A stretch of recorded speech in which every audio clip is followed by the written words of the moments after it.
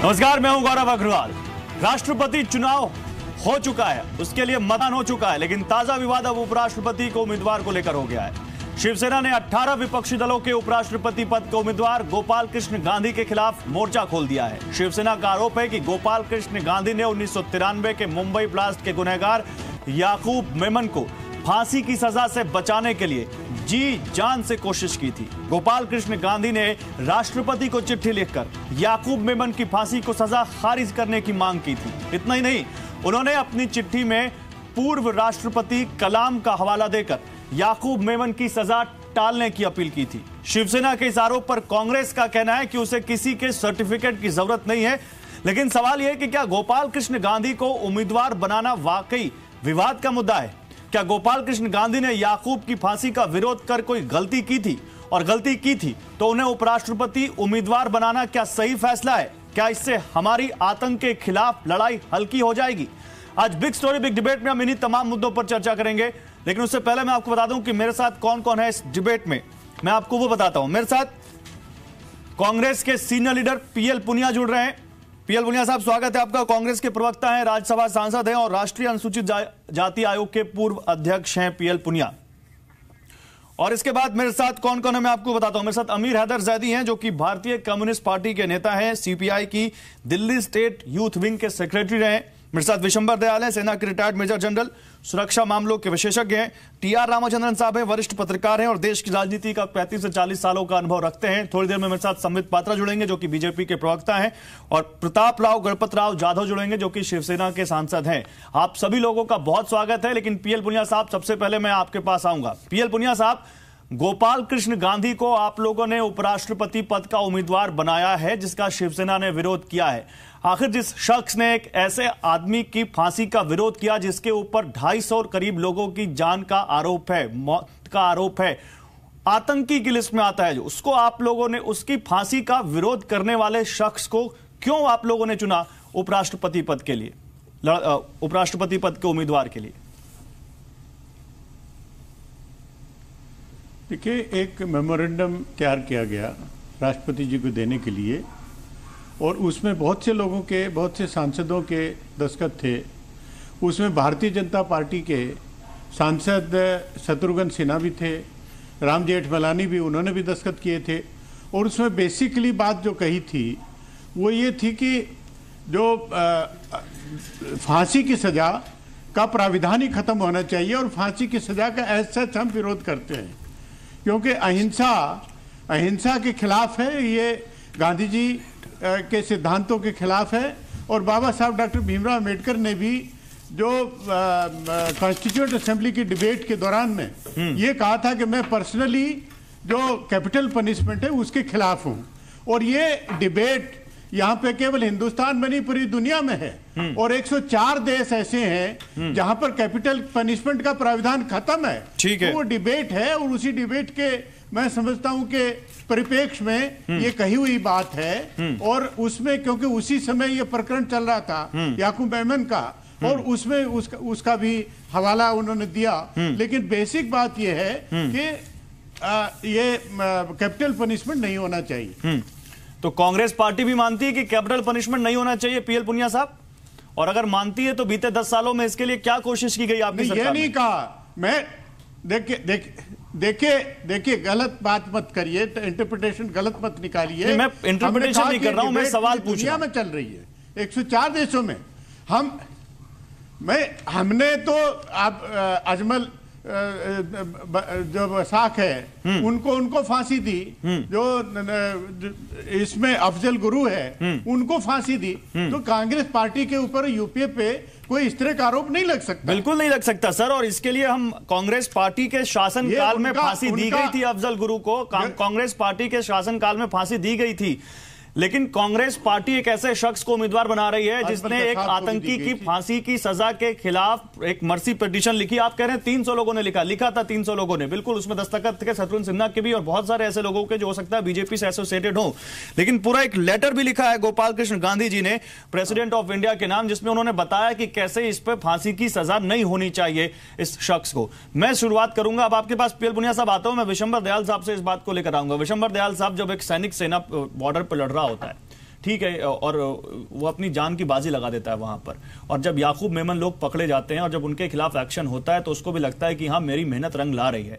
लेकिन याकूब मेमन जैसे लोगों की फांसी के खिलाफ कोई आधी रात में दरवाजा खटखटाए कोर्ट का और उसके खिलाफ जाए कि भाई इसको फांसी मत दीजिए, तो क्या गुजरती होगी एक सैनिक के दिल पर? देखिए गौरव, एक बड़ा ही आपने एक ऐसा प्रश्न उठा दिया है जो कि मैं समझता हूं कि इतने ऊंचे पद के उम्मीदवार की जब घोषणा की है कांग्रेस ने या सब पार्टियों ने मिलके, मैं समझता हूं उनको शायद ये जो आपने चिट्ठी दिखाई है शायद लोगों ने इतनी रिसर्च नहीं की होगी, मेरा अपना मानना ये। लेकिन जब भी किसी इस किस्म के टेररिस्ट को, जैसे याकूब मेनन है, जैसे जितने भी टेररिस्ट हैं आज के दिन जो जम्मू एंड कश्मीर में हैं, जिन्होंने पार्लियामेंट पे अटैक किया है, जिन्होंने बॉम्बे में कसाब वगैरह ने अटैक किया है, ये जब टेररिस्ट को अगर किसी किस्म की भी हमारे देश में किसी किस्म की भी लीनियंसी अगर कहीं पे भी नजर आती है, तो जो मूल सैनिक लोग हैं, उनको जो सुरक्षा से जुड़े लोग हैं, उनको एक ठेस पहुंचती है। क्योंकि देखिए जो 93 के ब्लास्ट हैं उनमें आईएसआई का हाथ है। आईएसआई के हाथ का सारे देश को अच्छी तरह से उसका वो है, सबको मालूम है। उसके अंदर इस देश का जो मोस्ट वांटेड क्रिमिनल है एक्चुअली, जो एलईटी और जैश ए मोहम्मद से भी अगर कोई या एमक्यूएम से सबसे अगर टॉप पे है कोई, तो सब मानते हैं कि बॉम्बे का डॉन दाऊद जो है वो सबसे टॉप पे। बॉम्बे ब्लास्ट में दाऊद का रोल इस पूरे देश ने माना है। तो इस किस्म के लोगों की किसी किस्म की भी हिफाजत, किसी किस्म की भी मर्सी, किसी किस्म की भी अपील, मैं समझता हूं जो देश की सुरक्षा से जुड़े लोग हैं वो अप्रूव नहीं करते। अच्छा, ठीक है, उनको इस बात का बहुत ठेस पहुंचेगा। ठीक है, लेकिन क्योंकि ये मामला वाइस प्रेसिडेंट पद का है और पॉलिटिकल पद का है, मैं समझता हूं जो पॉलिटिकल पार्टीज हैं उनको इसमें खुल के आना चाहिए। नहीं, और इसमें एक पार्टी खुल के आई है और वो है शिवसेना, और उसके सांसद और उसके पूर्व मंत्री प्रताप राव गणपत राव जाधव इस वक्त मेरे साथ इस डिबेट में जुड़ चुके हैं। तो प्रताप राव जी, स्वागत है आपका जी बिजनेस पर। प्रताप राव, शिवसेना ने खुल के कहा है कि आखिर कांग्रेस ने क्यों चुना याकूब मेमन की फांसी की सजा का विरोध करने वाले गोपाल कृष्ण गांधी को। आखिर शिवसेना को क्या दिक्कत है? कांग्रेस के नेता पीएल पुनिया इस डिबेट में है और वो ये कह रहे हैं कि भाई एक बहस पूरी दुनिया में चल रही है, बहुत सारे देशों में चल रही है, और उसी में से एक गोपाल कृष्ण गांधी ने इस बात को राष्ट्रपति तक पहुंचाया, तो आप इसको अलग गलत एंगल क्यों निकाल रहे हैं इसका? इस बीच संबित पात्रा भी हमें ज्वाइन कर चुके हैं बीजेपी से।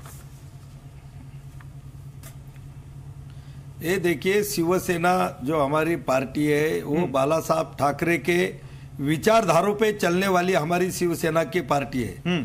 और जब भी कभी इस देश के हित को कोई भी ठेस पहुंचाने का काम करता है तो बाला साहब ठाकरे ने और हमारे पक्ष प्रमुख उद्धव जी ठाकरे साहब ने उसका खुलकर विरोध किया है। और ये जो याकूब मेनन है, इसने मुंबई ब्लास्ट में 257 लोगों की जान ली, हजारों लोग अपाहिज हो गए और देश के आर्थिक राजधानी के ऊपर हमला करने का काम किया। ये देश कानून का देश है, कानून पे चलने वाला देश हम बोलते हैं। इस देश की पूरी कानूनी कार्रवाई के तहत सुप्रीम कोर्ट ने याकूब मेनन जैसे दहशतवादी को, आतंकवादी को वहां पर फांसी की सजा देने के बाद कुछ लोग मानवतावाद सामने लाकर उनकी फांसी रद्द कराने की अपील राष्ट्रपति को करते हैं। मेरा उनसे ये कहना है कि क्या सिर्फ एक याकूब मेनन ही आदमी था कि जिसको पहली बार इस देश में फांसी दी गई? इससे पहले बहुत सारे लोगों को फांसी की सजा सुनाई गई, फिर उस टाइम में ये चिट्ठियां क्यों नहीं लिखी गई? ये आज की जो उनको उम्मीदवारी मिली है, तो ये खरे अर्थ से ये एक तरह से सांप्रदायिकवाद है। कुछ समाज के लोगों को खुश करने के लिए याकूब मेनन का पक्ष लेने वाले जैसे, मतलब ये तुष्टीकरण की राजनीति की तरफ आप इशारा कर रहे हैं, अपीजमेंट पॉलिटिक्स की तरफ आप इशारा कर रहे हैं गणपत राव जी। मेरे साथ संबित पात्रा है। संबित पात्रा, मेरे साथ पीएल पुनिया जुड़े हैं, आप नहीं जुड़े थे थोड़ी देर पहले। जो मैंने उनसे पूछा कि आपने गोपाल कृष्ण गांधी में ऐसा क्या देखा जो उनको उपराष्ट्रपति पद के लिए चुना, जबकि उनका नाम एक विवाद में है और उन्होंने याकूब मेमन की फांसी का विरोध किया था, तो वो कह रहे हैं अरे हमने तो अफजल गुरु को फांसी दी थी, हमने तो कसाब को फांसी पर लटकाया था, और हमने गोपाल कृष्ण गांधी जी का जो ये स्टैंड है वो उसका हम समर्थन नहीं करते, लेकिन ये पूरी दुनिया में एक बहस चल रही है कि फांसी नहीं दी जानी चाहिए, और इसी में से उनका भी एक स्टैंड है। इसको आप हमारे साथ मत जोड़िए और इसको आप गलत मतलब ना निकालिए। तो बीजेपी भी क्या इसका गलत मतलब निकाल रही है संबित पात्रा जी? नहीं गौरव जी, देखिए पहली बात तो है, कल ही हमारे प्रधानमंत्री श्री नरेंद्र मोदी जी ने जो बीजेपी एग्जीक्यूटिव कमेटी की बैठक हुई थी पार्लियामेंट में, उसमें उन्होंने एक बहुत बड़ी बात कही थी। उन्होंने कहा था, देखिए इस बार के राष्ट्रपति के चुनाव में किसी प्रकार की तल्खी नहीं हुई, बड़े डिग्निटी के साथ और बड़े ही सौम्यता के साथ दोनों पक्षों ने अपने विषयों को रखा है। मुझे लगता है ठीक उसी प्रकार उपराष्ट्रपति के चुनाव में भी किसी प्रकार की तल्खी नहीं होनी चाहिए, मगर बिना किसी तल्खी के, बिना किसी बिलो द बेल्ट रिमार्क के एक डेमोक्रेटिक तरीके से अगर कोई विषय उठा है उस पर चर्चा करने में कोई बुराई नहीं है। जहां तक आदरणीय गोपाल कृष्ण गांधी जी जो कि यूपीए के नॉमिनी हैं फॉर वाइस प्रेसिडेंट, उनकी एक चिट्ठी का सवाल है। वो चिट्ठी आपने भी पढ़ा होगा, मैं वो चिट्ठी लेकर भी आया हूं। देखिए वो चिट्ठी के पहले हिस्से में गोपाल कृष्ण गांधी जी जो कि बहुत प्रसिद्ध है, अपने बहुत रोल में निभाया है उन्होंने, कभी आईएएस भी रहे, डिप्लोमेट भी रहे और काफी जाने पहचाने हैं। उन्होंने पहले भाग में इस चिट्ठी में लिखा है कि मैं कैपिटल पनिशमेंट के खिलाफ हूं, ठीक वैसे ही जैसे अबुल कलाम रहे हैं, इसलिए मैं इसके खिलाफ हूं कि याकूब मेमन को फांसी दी जाए। मगर उसके बाद उसी के साथ वो यह भी कहते हैं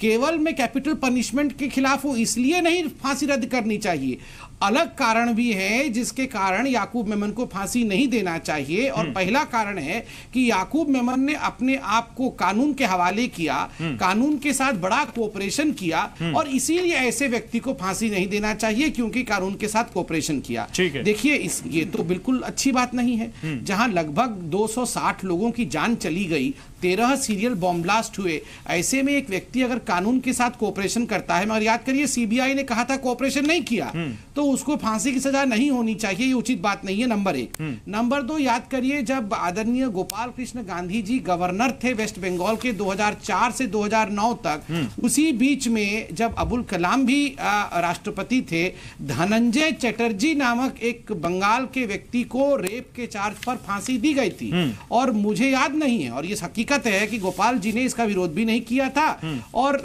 फांसी पे चढ़ाया गया था धनंजय चटर्जी को। तीसरी बात है, जो लोग उसको गांधीयन फिलॉसफी के साथ जोड़ के देखते हैं, उनको भी ये बताना अनिवार्य है कि जब भगत सिंह, राजगुरु और सुखदेव को फांसी हुई थी तो गांधी जी चाहते तो चिट्ठी लिख के फांसी रोक सकते थे, मगर गांधी जी ने भी उस समय उस पर कोई दखलंदाजी नहीं दी थी, कोई चिट्ठी नहीं लिखी थी। तो गांधीयन फिलॉसफी के पीछे भी कोई छुपने का प्रयास ना करे। ठीक है, गांधीयन फिलॉसफी के पीछे भी छुपने का प्रयास मत करें। इस बीच विशंबर दयाल कुछ बोलना चाहते हैं, लेकिन विशंबर जी 1 मिनट में आता हूं मैं आपके पास।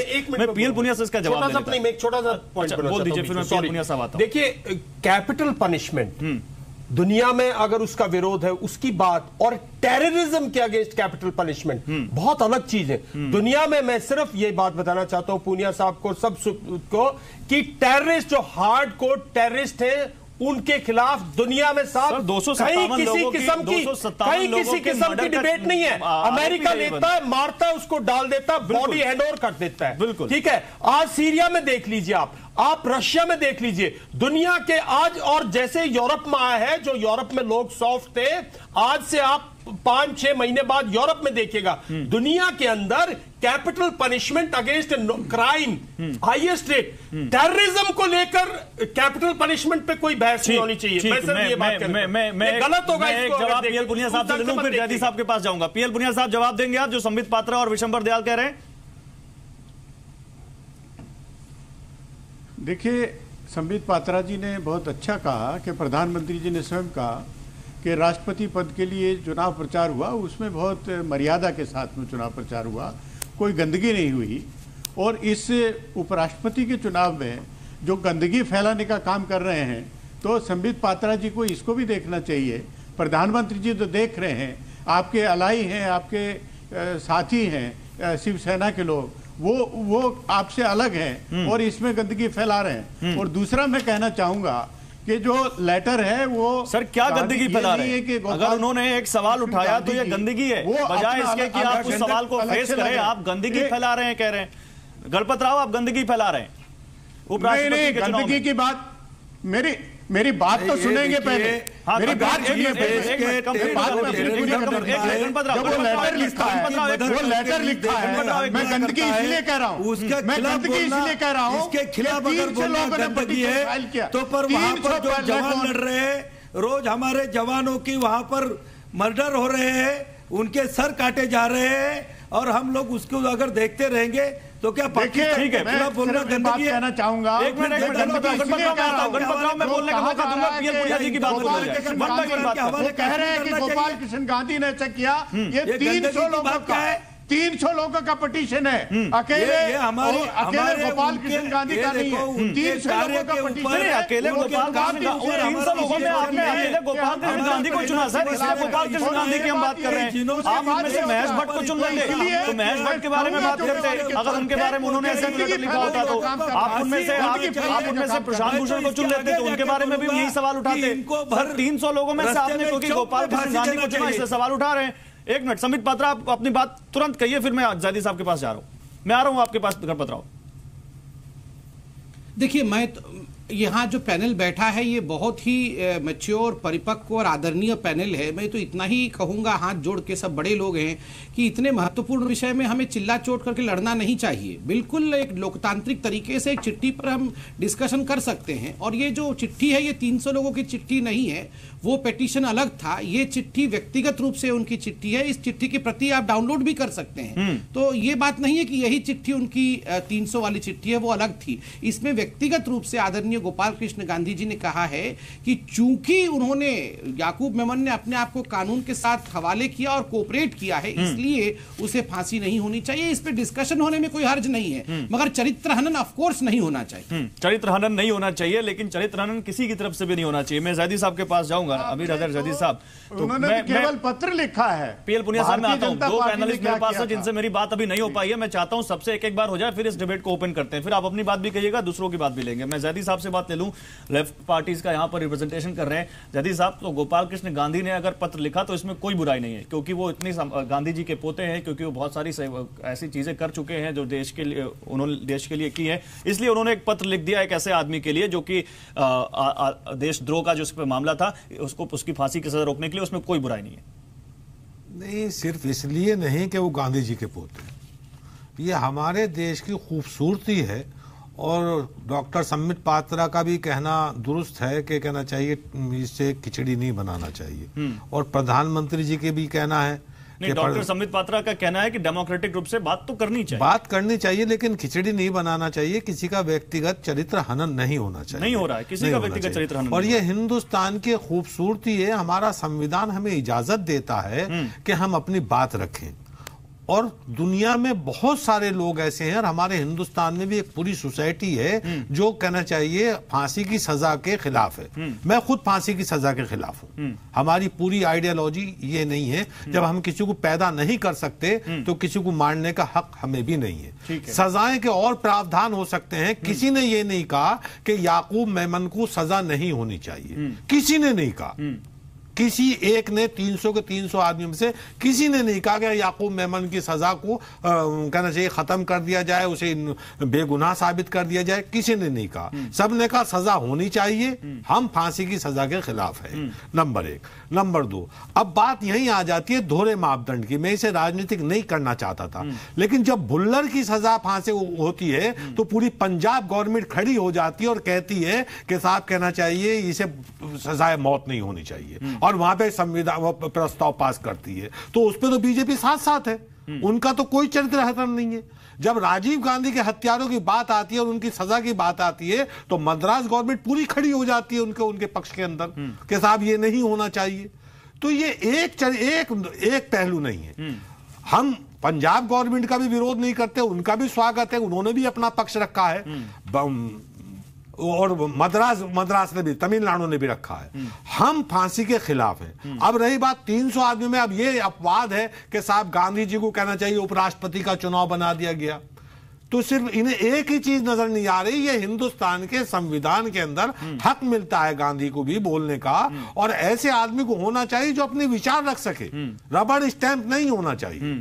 तो मैं तो बड़ा खुश हूं कि ऐसे आदमी को बनाया गया। आप ये कह रहे हैं कि गोपाल कृष्ण गांधी रबड़ स्टैंप नहीं होंगे, दूसरा कोई आता तो रबड़ स्टैंप हो जाता। मतलब इस देश में और ऐसा कोई नहीं शख्स बचा जिसकी साफ छवि हो, जिसके ऊपर ऐसा विवाद ना हो। और जैसा कि यहां पर शिवसेना के नेता गणपत राव कह रहे हैं कि अपीजमेंट पॉलिटिक्स है, तो अपीजमेंट पॉलिटिक्स जिससे सिद्ध हो जाती है, आप ये कह रहे हैं। गोपाल कृष्ण, सुन लीजिए, मैं एक बार नहीं, आपने मुझसे सवाल किया, आप मुझे बताइए क्या गोपाल कृष्ण गांधी पे कोई भ्रष्टाचार का आरोप है? क्या आज तक उन्होंने फिरका परस्त की राजनीति की है? कोई जातिवादी राजनीति की है? सिर्फ उन्होंने एक अपना विचार रखा है कि हम फांसी की सजा के खिलाफ हैं, उस विचार और हिंदुस्तान का एक पूरा तबका उसके खिलाफ है। तो फिर आप जो सबसे ज्यादा टेररिज्म पीड़ित देशों में से आता है, मानते हैं आप या नहीं मानते? सुन लीजिए, और उस विचार से हमारे कितने सैनिकों को दुख हुआ होगा, हमारे कितने जवान इस वक्त जो सीमा पे जान रहे होंगे कि जिसके लिए हम यहाँ जिसके खिलाफ लड़ रहे हैं उसके हमदर्द हमारे देश में बैठे हैं, तो उनके दिल पे क्या बीत रही होगी? पंजाब विधानसभा के अंदर, जब पंजाब विधानसभा के अंदर ये प्रस्ताव पारित हो रहा था कि बुल्लड़ को फांसी नहीं होनी चाहिए, तब भी शायद हमारे नौजवानों को हुआ होगा। मैं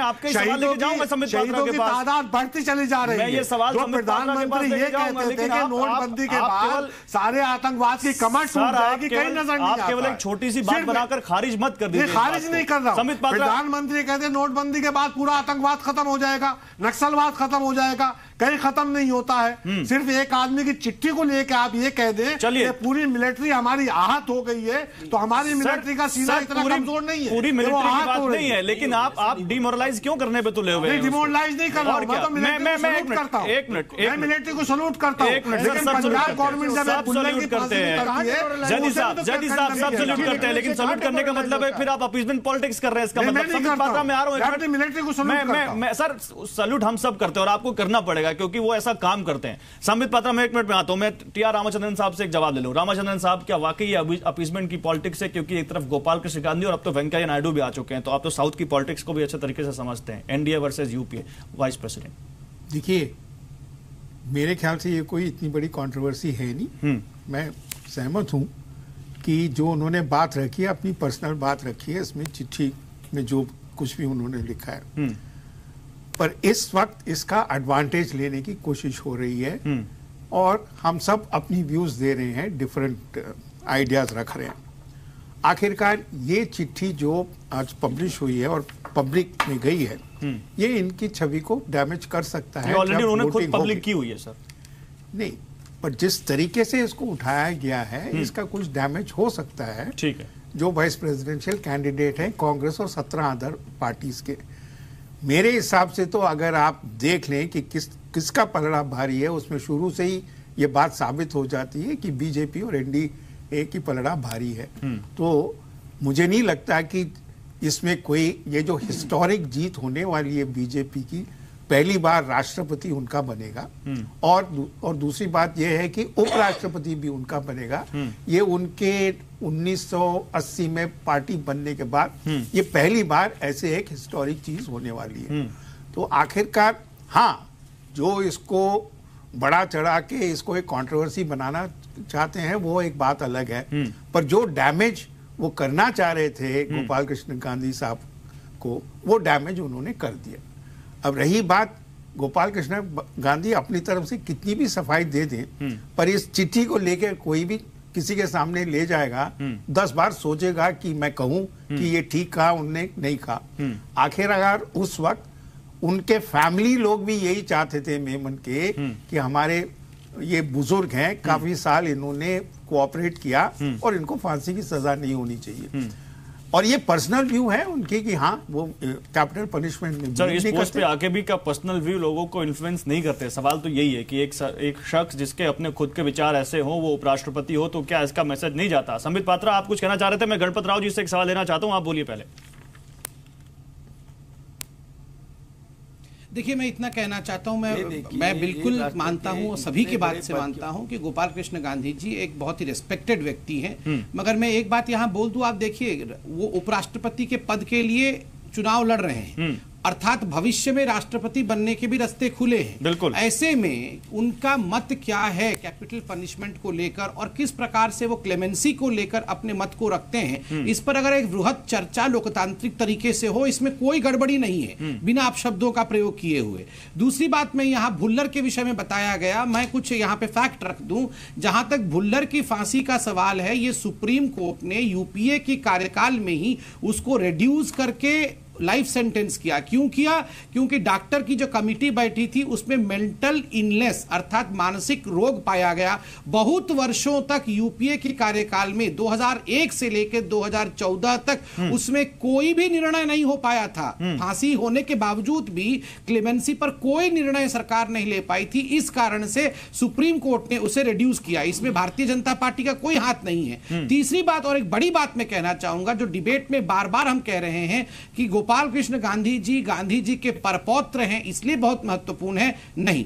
देखिए, उनके इंडिविजुअल प्रॉपर्टी पे आप जरूर डिस्कस करिए, उनके इंडिविजुअल व्यक्तित्व पे जरूर डिस्कस करिए, मगर गांधी जी स्वर्ग में बैठे कहीं बहुत आहत हो रहे होंगे, क्योंकि वो कभी नहीं चाहते थे कि उनके परिवार को लेकर किसी प्रकार की राजनीति में स्थान क्रिएट किया जाए। आज हम वही कर रहे हैं जो गांधी जी कभी नहीं चाहते थे अपने जीते जी। तो इसलिए ये, और मेरे को लगता है पुनिया जी बुरा मान जाएंगे, मगर पुनिया जी मैं एक बात कहना चाहूंगा, जो असली गांधी और नकली गांधी की लड़ाई है, देखिए असली गांधी को तो कहीं पीछे छोड़ दिया गया और असली गांधी को एक स्केपगोट, बलि का बकरा बना दिया गया है। आप जानते हैं जीत उनके पक्ष में शायद नहीं हो पाएगी। वैसे में इतने वर्षों तक जब आपके पास संख्या बल था, तब तो आप असली गांधी के परपौत्र को लेके नहीं आए, तब तो आप सोनिया जी और राहुल जी को गांधी कहते रहे। आज अचानक आपको ये गांधी नजर आ रहे हैं। क्या उनको राष्ट्रपति बना दिया? क्या राष्ट्रपति बना दिया, उपराष्ट्रपति बना दिया, प्रधानमंत्री बना दिया? क्या बना दिया? क्या बात करते हैं? ये डिबेट को सम्मानित स्तर पर रहे, बनाना था ना, जब आपके पास समय था तब आप गोपाल जी को बनाते। अपनी खुनुस निकाल रहे हैं आप खुनुस क्यों निकाले हैं? मैं तो गोपाल जी के लिए सम्मान के शब्द कह रहा हूं। लेकिन आप अगर आप उनको 2007 में या 2012 में बना देते, मौलाना मसूद अजहर, संख्या बल भी था, मौलाना मसूद अजहर को क्यों छोड़ा आपने? यहाँ से हवाई जहाज में, एयरफोर्स के जहाज में लेके आप कंधार ले जाते हैं, वो टेररिज्म को बढ़ावा नहीं दे रहा। भारतीय जनता पार्टी ने क्या क्या किया है उसका खुलासा भी तो अगर हो जाए तो ये क्या बात कर रहे हैं? सर, मौलाना मसूद अजहर किस कॉन्टेक्स्ट में गया था ये भी आपको मालूम होगा। सोनिया जी उस समय तो ऑल पार्टी मीटिंग में सोनिया जी भी मौजूद थी। उस समय तो ऑल पार्टी मीटिंग में कंधार वाले विषय में तो सोनिया जी भी मौजूद थी। और दूसरा विषय बता दूं, ये लतीफ याद है आपको? लतीफ जिसके कारण पठानकोट का हमला हुआ, उसको आपने गुडविल के जेस्चर में छोड़ा था। आप अपने स्तर से जो जिस तरह से जो आपको सूट करता है उस तरह की बात करते हैं। अब क्या कमी है? गोपाल नहीं, मैं तो अटैक बिल्कुल नहीं, वो ये कह रहे हैं सर वो ये कह रहे हैं आज आपके पास नंबर नहीं है तो आप गोपाल कृष्ण गांधी को सामने ले आए। जब आपके पास नंबर थे तब आप वो तो सम्मानित थे, तभी तो मैं कह रहा हूँ इस सम्मानित व्यक्ति को आपने उस समय क्यों नहीं वाइस प्रेसिडेंट बनाया जब संख्या आपके पक्ष में था? बनाना था ना। बना के तो कौन खराब है? उस समय जो बनाए गए कौन खराब है? कोई ये थोड़ी है। अब आप मुझसे पूछने लगे कि आप जो पैदा हुए उससे 10 साल पहले गांधी जी के परपौत्र के साथ ऐसा अन्याय पैदा हुआ, वो तो अवसर होता है और समय के हिसाब से सब पूरा होता है। तो इस तरह की बातें नहीं करनी चाहिए। अवसर नहीं साहब, अवसरवादिता। ठीक है, अवसर और अवसरवादिता। विशंबर दयाल, गौरव नहीं है डिबेट। नहीं रुकिए सर, आप रुकिए, अभी आता हूं आपके पास। अब मैंने विशंबर दयाल साहब से सवाल पूछा, उनका जवाब आ जाने दीजिए। मैं इसको ना किसी व्यक्ति से जोड़ रहा हूं और गोपाल कृष्ण जी बहुत प्रतिष्ठित है और आप सब पूरा पैनल मानता है इस बात को। मैं जिस मुद्दे से इस बात को जोड़ रहा हूं, आप पैनल और ये देश उस मुद्दे को समझे। जो 1980 का दौर था, जो 1990 का दौर था, जब ये हादसा हुआ, आप उस दौर को समझे साहब। अगर हर दौर को इस तरह से भूल जाओगे, उस दौर को पे पर्दा डाल दोगे तो देश कभी नहीं सीखेगा साहब। पूरे पंजाब में उग्रवाद था साहब, एलटीटी का उग्रवाद था जिसने राजीव गांधी जैसे नौजवान प्रधानमंत्री कैंडिडेट, जो हमारे एक्स प्राइम मिनिस्टर थे, सच ए ब्रिलियंट प्राइम मिनिस्टर, वो शहादत पे गए। उस टाइम 92 में जो अपना HM है, हिजबुल मुजाहिदीन, उसका जो श्रीनगर और JNK में जो चल रहा था हिंदूज को मारा जा रहा था और जो कश्मीरी हिंदूज वहां से बगावत हो रही थी, ये वो दौर था। और 92 में बांग्ला जब हमारी एक कैपिटल है हमारी एक तरह से फाइनेंशियल कैपिटल, उसमें याकूब मेनन ने अटैक किया। चाहे बुल्लर हो, चाहे राजीव गांधी जी का हत्यारा हो, चाहे याकूब मेनन हो, मैं समझता हूं आप लोग कैपिटल पनिशमेंट से इसको मत जोड़ो। इस देश को टेररिज्म से खतरा है और जो भी टेररिस्ट इस किस्म के लोग हैं, अगर वो किसी स्टेज पर आते हैं, सिक्योरिटी फोर्सेस कैप्चर करती है, उनको एलिमिनेट करती है, तो किसी भी पार्टी को, किसी किस्म का, किसी भी हिंदुस्तानी को जो हिंदुस्तानी है जिसमें खून बह रहा है, और गांधी जी जैसा देशभक्त तो दुनिया दे नहीं सकती। वो भगवान थे, मैं तो गांधी जी को भगवान मानता हूं, मेरे घर में जाके देख सकता हूं, तो पूछते हैं उनको। लेकिन इस किस्म की बात इस देश को शोभा नहीं देती, क्योंकि उग्रवाद हमारा सबसे बड़ा दुश्मन है और अगर कोई हमें कमजोर करेगा तो उग्रवाद। और सारी पार्टीज को यह बात गांठ बांध देनी चाहिए कि उग्रवाद के खिलाफ एक होकर लड़ो। बाकी जो है पीएल पुनिया साहब, क्या आप पे आरोप क्यों ना लगाएं कि आप इस लड़ाई को कमजोर करने की कोशिश कर रहे हैं? पीएल पुनिया साहब। नहीं, हम पे आरोप इन्होंने नहीं लगाया। मैंने मैंने पूछा आप पे आरोप क्यों ना लगाएं? आपने जो एक कैंडिडेट दिया है उससे मैसेज ये क्या देने की कोशिश की आपने? नहीं, इसमें मैसेज क्या देने की? वो योग्य व्यक्ति हैं इसलिए उनको चुना गया है। उन्होंने कोई चिट्ठी लिखी है, उन्होंने एक सर, आप बार-बार उसको कोई चिट्ठी कहकर इतना छोटा मत करिए। वो इतने खराब नहीं हो जाते। और हमने जो उग्रवाद से संबंधित, इस तरह के आतंकवाद से संबंधित जो भी लोग थे उनको फांसी की सजा दी है, ये इतिहास बताता है। तो सर, आपने जब फांसी की सजा दी तो कांग्रेस पार्टी ने क्या पैमाना रखा है कि कोई किस पैमाने, किस लेवल तक 10% खराब होगा तो वो हमारा कैंडिडेट हो जाएगा, वो 20% खराब होगा तो हमारा कैंडिडेट हो जाएगा, या 30% तक क्या पैमाना रखा है? मैं आपसे ये पूछना चाहता हूँ। ये तो मानते पूनिया साहब ऐसी चिट्ठियां, ये मानते पूनिया साहब ऐसी चिट्ठियां, हिंदुस्तान में ये भी आजादी होनी चाहिए, लड़ाई है, खुल के अपनी बात कहने की भी आजादी होनी चाहिए। सर, बिल्कुल आजादी है, डेमोक्रेसी है, तभी तो हम और आप आजादी के साथ बात कर रहे हैं। लेकिन आजादी का मतलब क्या देशद्रोह जो करे उसके समर्थन में उसको दी जाने वाली सजा के खिलाफ खड़े हो जाएं? आप लिख देंगे ऐसी चिट्ठी, आप खड़े हो जाएंगे? किसने देशद्रोह किया? क्या गोपाल कृष्ण गांधी ने देशद्रोह किया? नहीं, क्या बात कर रहे हैं? किस डिबेट? याकूब मेमन ने देशद्रोह किया सर, याकूब मेमन ने देशद्रोह किया, याकूब मेमन ने देशद्रोह किया, गोपाल कृष्ण गांधी ने उनकी सजा का विरोध किया, उन्होंने कहा कि फांसी मत दीजिए, मर्सी पिटीशन उन्होंने डाली। गोपाल कृष्ण गांधी ने कहा है, गोपाल कृष्ण गांधी जी ने कहा है कि हम कैपिटल पनिशमेंट के खिलाफ हैं। हाँ। और उसी रेफरेंस में उन्होंने उसका याकूब मेनन का जिक्र सर किया। तो क्यों खिलाफ हैं? और जब आपने कसाब को फांसी क्यों दी? हालांकि फांसी तो कोर्ट की वजह से हुई।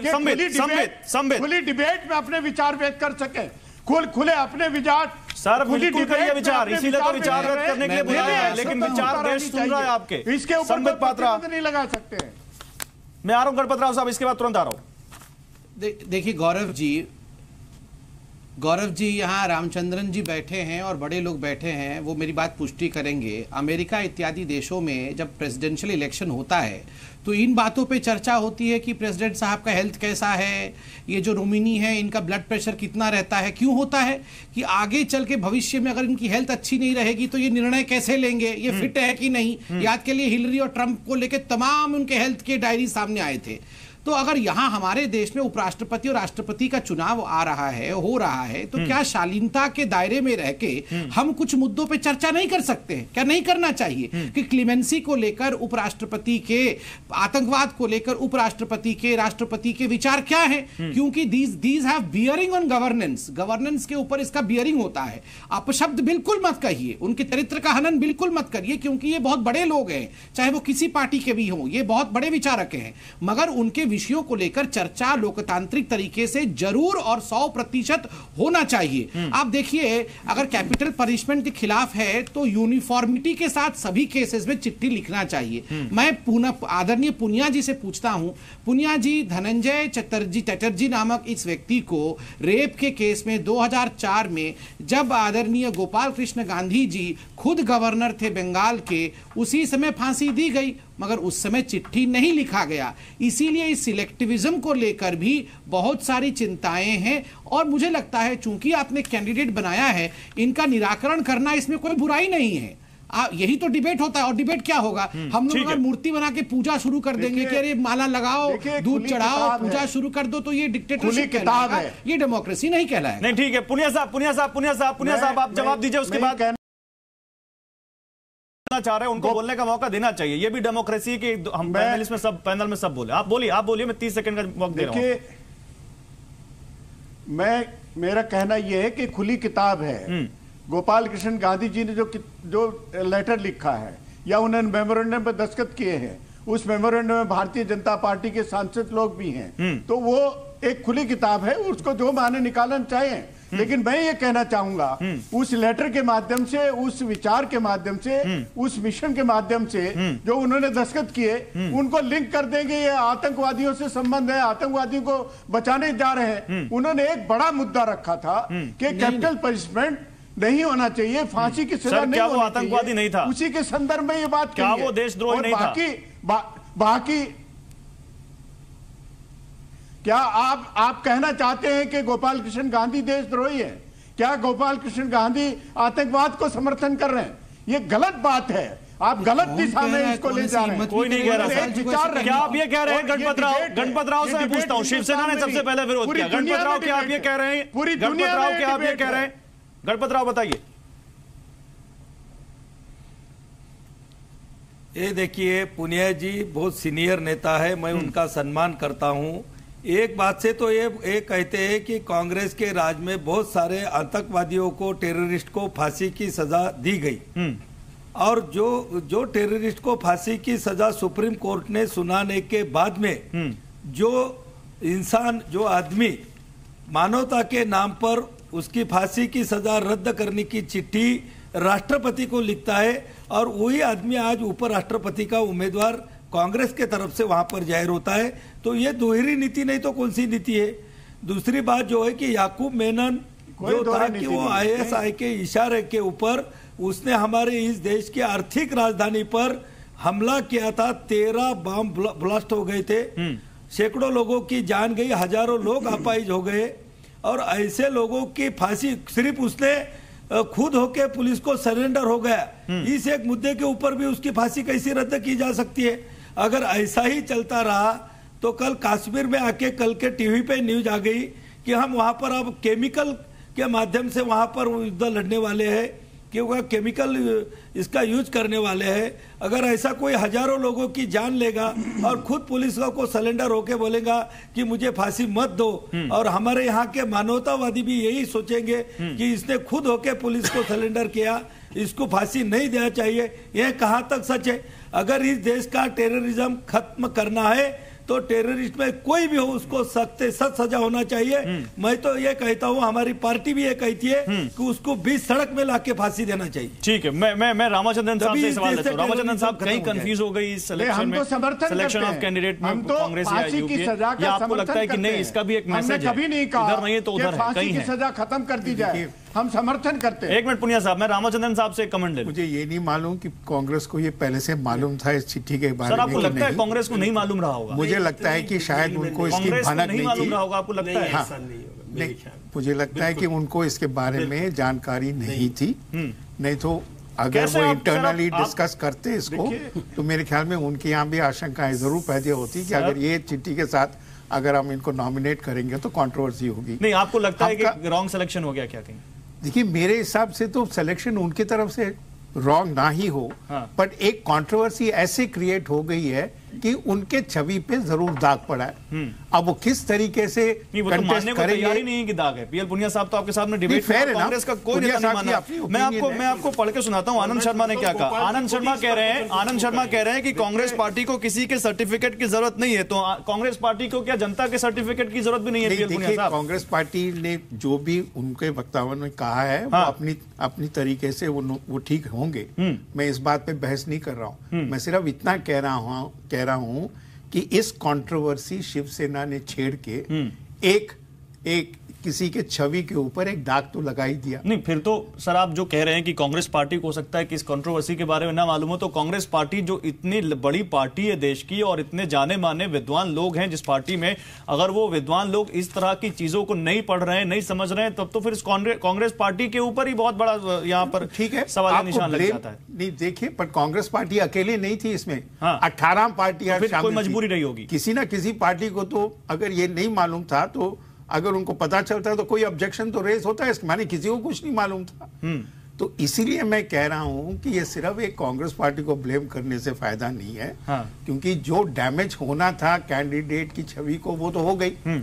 अब आगे क्या होगा ये उनको देखना पड़ेगा। मेरे ख्याल में उनको अब वाइस प्रेसिडेंशियल कैंडिडेट से उनको हाथ धोना पड़ेगा, क्योंकि वो जीतने वाले। अच्छा, मैं आपसे एक सवाल और लेना चाहता हूं, उसके बाद में फिर से इस डिबेट पे लौटूंगा। वेंकैया नायडू को बीजेपी और एनडीए ने अपना वाइस प्रेसिडेंट कैंडिडेट बनाया है, तो क्या आपको लगता है कि वेंकैया नायडू के बीजेपी एनडीए के वाइस प्रेसिडेंट कैंडिडेट बनने पर, जैसा कि हमने राष्ट्रपति चुनाव में देखा है, वाइस प्रेसिडेंट चुनाव में भी बहुत ज्यादा दिक्कत नहीं होगी, वेंकैया नायडू का अगर वो उपराष्ट्रपति पद के लिए चुने जाते हैं तो क्या आप मैसेज देखते हैं? देखिए, ये होल फोकस है ताकि दक्षिण भारत में बीजेपी की कोई छवि बने। फिलहाल उनकी स्थिति वहां बहुत खराब है। एक चीज जरूर है कि दक्षिण भारत में जो वोट आंध्र प्रदेश, एक केरला को छोड़ के बाकी 4 राज्यों में, तेलंगाना हुआ, आंध्र प्रदेश हुआ, कर्नाटका हुआ, तमिलनाडु हुआ, उनके राष्ट्रपति के कैंडिडेचर के लिए उनको जरूर वोट मिलेंगी। मेरे हिसाब से AIIDMK और बाकी पार्टीज जो दक्षिण भारत में वोट करेगी एनडीए, बीजेपी एनडीए कैंडिडेट को, कोविंद साहब के लिए, वो उनको फायदेमंद होगा। और हो सकता है कि उनके परसेंटेज जो वो 65-66 की बात कर रहे हैं, वो 4-5% बढ़ के 70-71 पे आ जाए। ठीक है, मैं फिर से आता हूँ याकूब मेमन और गोपाल कृष्ण गांधी जी की कंट्रोवर्सी पे। पीएल पुनिया साहब, पहले तो मैं मानने को बिल्कुल तैयार नहीं हूँ कि कांग्रेस पार्टी को इस कंट्रोवर्सी के बारे में नहीं मालूम होगा, with all due respect sir, लेकिन अगर नहीं भी मालूम था तो क्या कांग्रेस पार्टी इतने अहम पद के लिए जब कोई सिलेक्शन करती किसी कैंडिडेट का, तो कोई रिसर्च भी होता होगा उसकी इंडिविजुअल लाइफ के बारे में, उसके बैकग्राउंड के बारे में, उसके कामकाज के बारे में, तो ये रिसर्च भी किया गया होगा।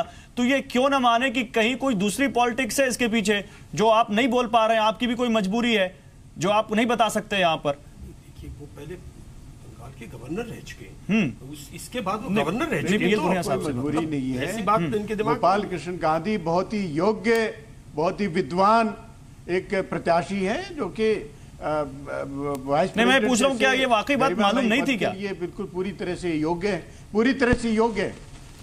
ये काहे इसकी रिसर्च करना चाहते हैं? मैं कहता हूं कि अगर उन्होंने अपने व्यक्तिगत विचार कहीं रखे हैं, सर बता दीजिए ना, क्योंकि बहुत वरिष्ठ पत्रकार है रामाचंद्रन जी, वो कह रहे हैं उनको लगता है कि शायद कांग्रेस को बात नहीं मालूम थी, काम है, तो बता दीजिए ना। और वो वाइस प्रेसिडेंट पद के लिए पूर्णतः योग्य है। सर बता दीजिए, कांग्रेस पार्टी को ये बात मालूम थी कि नहीं मालूम थी? बस इतना पूछ रहा हूं। नहीं, मैं कोई बाध्य नहीं हूं इसके बात को बताने का, हमको मालूम था कि नहीं मालूम था। हमारा ये पूरी तरह से मानना है कि जो भी उन्होंने विचार व्यक्त किए उनके व्यक्तिगत विचार हैं, और कांग्रेस पार्टी ने एक ऐसे योग्य और विद्वान व्यक्ति को चुना है जो कि उपराष्ट्रपति जैसे गरिमामय पद के लिए सर्वथा उपयुक्त है, योग्य है। चलिए संबित बताइए, आप बहुत मुस्कुरा रहे हैं, फिर ज़ाहिदी साहब के पास आऊंगा। वो कह रहे हैं कि मैं बाध्य नहीं हूं ये बताने के लिए, तो बाध्य तो वो उपराष्ट्रपति पद के लिए भी नहीं थे चुनाव करने के लिए, लेकिन उन्होंने चुना है कैसे शख्स को? देखिए, बड़ा सीरियस डिबेट होता जा रहा है, थोड़ा सा नटखटपन मेरे मन में आ रहा था, इसलिए मैं मुस्कुरा रहा था। अभी टी.आर. रामचंद्रन जी ने जब कहा कि क्या कांग्रेस को पता नहीं था या पता नहीं चला, मैं तो नटखटपन में बुरा नहीं मानेंगे पुनिया जी, तो इतना ही कहूंगा, आजकल कांग्रेस की जो परिस्थिति है आदरणीय राहुल जी के अंतर्गत, हो सकता है पता भी ना हो, क्योंकि रिसर्च कौन करेगा? छुट्टी में रहते हैं, आने के बाद तुरंत घोषणा करना पड़ा, तो हो सकता है पता नहीं हो। मगर ये कोई दोमत नहीं है कि आदरणीय गोपाल कृष्ण गांधी जी के विचारधारा वामपंथ से ज्यादा मिलते जुलते हैं। याद करिए, नंदीग्राम का जो विषय उठा था बंगाल में, उस पर उन्होंने कोई टिप्पणी भी नहीं की थी, कोई चिट्ठी भी नहीं लिखा था उस समय। तो स्वाभाविक रूप से एक वामपंथ की विचारधारा का छटा जो है वो गोपाल कृष्ण गांधी जी में देखने को मिलता है, उसमें कोई बुराई नहीं है। स्वाभाविक है, अगर सोनिया जी कहती है ये विचारधारा की लड़ाई है, तो विचारधाराओं पर प्रश्न उत्तर तो होगा ही। अगर वामपंथ का विचार आपका है और हम लोग अलग पंथ से सोचते हैं, अंत्योदय का विचार हमारा है, तो ये सवाल जनता के बीच में आएगा और आपको शालीनता के साथ जवाब देना पड़ेगा। जैदी साहब, जवाब देना पड़ेगा और जवाब देना चाहिए भी। नहीं, मैं दे रहा हूं जवाब। डॉक्टर साहब तो हमेशा कहना चाहिए कुछ ना कुछ लगाते हैं। गोपाल कृष्ण गांधी ने अपने एक व्यू रखे, एक लेटर लिखा, किसी अपने संविधान सम्मत रखा कि हम फांसी की सजा के खिलाफ है, और याकूब मेमन की सजा के खिलाफ कोई नहीं गया। उसे कहा सजा होनी ही चाहिए, क्या उन्हें अपने आप को सरेंडर किया था नहीं किया था। लेकिन छाछ बोले तो बोले, छन्नी भी बोले। शिवसेना जिसने 92 के दंगे कराए और उसके जो मुखिया हैं उसके ऊपर तो कहना चाहिए वो तिरंगा चढ़ा दिया जाए, और याकूब मेमन जो 92 के दंगों के रिएक्शन में वहां बम धमाके करता है, जिसका हम कोई भी समर्थन नहीं करता है, न 92 के दंगों का समर्थन करता है न उन बम धमाकों का करता है, दोनों को सजा होनी चाहिए। तो फिर उसे उनके ऊपर तिरंगा क्यों?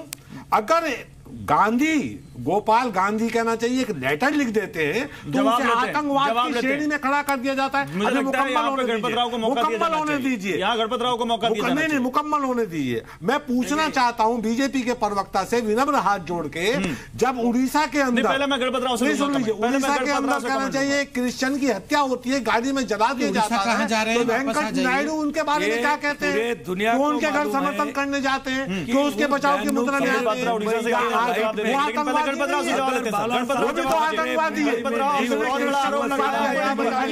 बड़ा आरोप लगाया है यहाँ पर मुंबई में जो कश्मीर में हुआ। हाँ, जो कश्मीर में वहाँ वही मुंबई में होता है। एक भी हिंदू वहाँ नहीं बच सकता था। अगर 92 में आप कत्लेआम नहीं करते, बाला साहब ठाकरे ने अगर 90 में आप कत्लेआम नहीं करते, बाला साहब ठाकरे तो 90 में कत्लेआम करने वाला भी आतंकवादी है, और 92 में बम धमाके करने वाला तो सर वो फिर तो आतंकवादी वो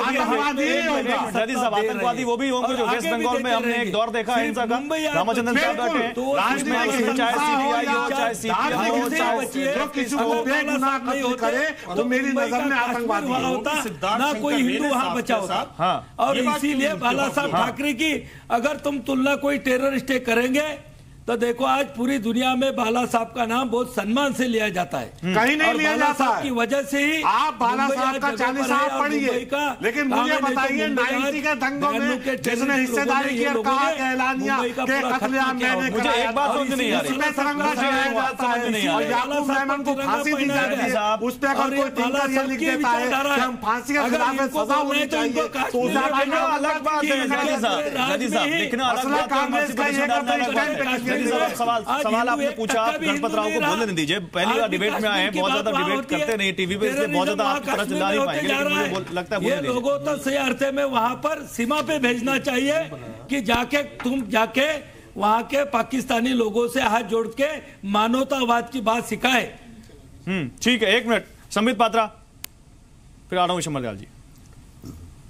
ये सवाल आप करिए। नहीं, मैं बहुत छोटे में कहना चाहूंगा और जयदीप जी से ससम्मान कहना चाहूंगा, बाला साहब ठाकरे जैसे देश के इतने कद्दावर नेता, वो भले हमारे पार्टी से नहीं हो, मगर मैं हाथ जोड़ के कहूंगा इतने कद्दावर नेता का नाम आतंकवादियों के साथ एक सांस में कभी नहीं लिया जाए। डॉक्टर साहब मैं नहीं ले रहा हूँ, विनम्र प्रार्थना है, मैं नहीं ले रहा हूँ, लेकिन गांधी जी को, गोपाल कृष्ण गांधी को एक लेटर लिखने पे आतंकवाद की श्रेणी में खड़े कर दिया जाए तो ये भी नहीं होना चाहिए। कोई नहीं कह रहा, ये भी नहीं होना चाहिए। सर कौन आतंकवादी जयदी साहब गोपाल गांधी जी के खिलाफ कहना चाहिए फांसी की सजा के खिलाफ है।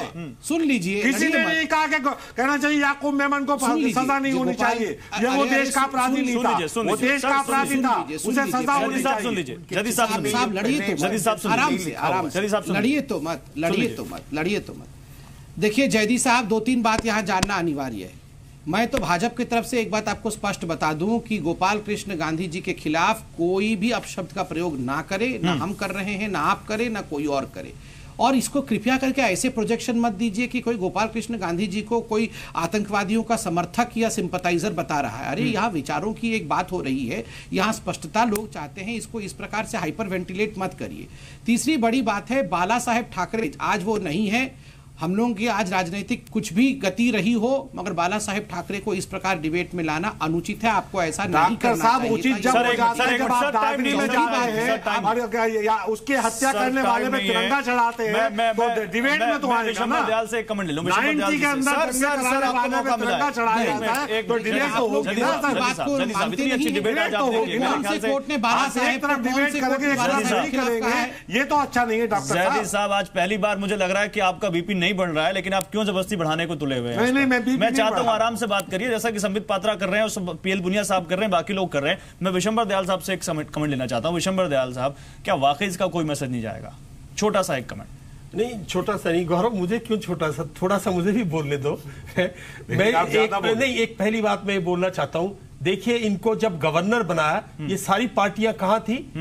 इनका ये पूरा इन्वेस्टिगेशन क्यों नहीं किया? लेकिन बड़ी अच्छी बात है देश की, मैं देखिए नॉट ओनली एक्स सैनिक पर एक देश का नागरिक होते बोलो, बड़ी अच्छी बात है अगर आज देश हर चीज पे रिसर्च कर रहा है, हमारे लीडर्स पे। मैं सोचता हूं ऐसा आने वाले प्रधानमंत्री के लिए, आने वाले डिफेंस मिनिस्टर के लिए, आने वाले एमपी के लिए इस किस्म से रिसर्च हो और इस किस्म से डिबेट हो। पहली तो गौरव, वेल डन टू यू।